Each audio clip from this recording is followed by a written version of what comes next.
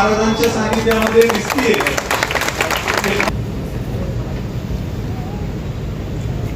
स्वराज्य स्थापन करत असताना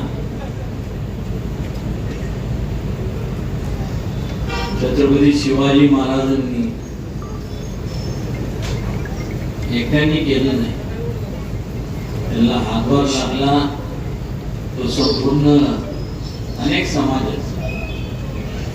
त्या समाजामध्ये मतभेद नव्हते आणि खऱ्या अर्थाने वाट दाखवल्या तर ते कोण असतील तर धनगर समाजाने दाखवलं.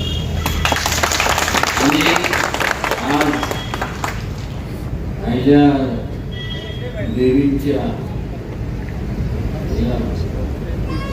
321 अजून सुद्धा त्यांच्या जयंती निमित्त आज आपण इथं जमलेलो आहोत.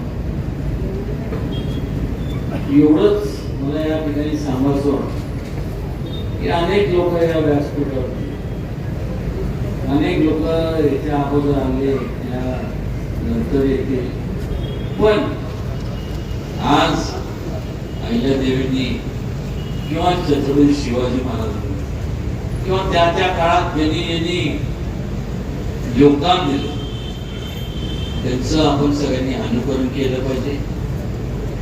ते अनुकरण करत असताना प्रत्येकाने त्याचं मनन केलं पाहिजे, कारण की त्यातनच एक चांगली पिढी, भावी पिढी तुमची आमची सगळ्यांची ती उभी राहणार. भेदभाव तर होत राहणार, का होतात मला माहित, पण एवढं सांगतो की आज जे जगात चाललंय ते फक्त मतभेदावरती चाललंय. जात पातच्या पलीकडं जर कुठली जात असेल तर ती माणुसकीची जात आहे, त्याचं भान प्रत्येकाने ठेवलं पाहिजे. आज मला सांग अहिल्या देवींनी एवढं मोठं त्यावेळेस कार्य केलं.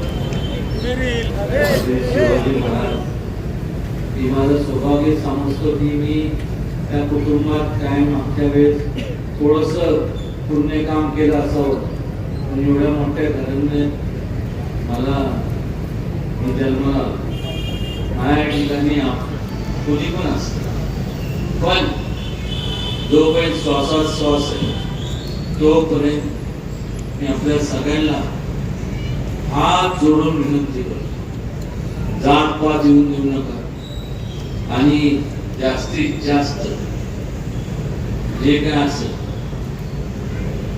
कधी केव्हाही 24 तास 365 दिवस आपण मला हाक मारा. जोपर्यंत जीवात जीव आहे तुमच्यासाठी तुमचा सेवक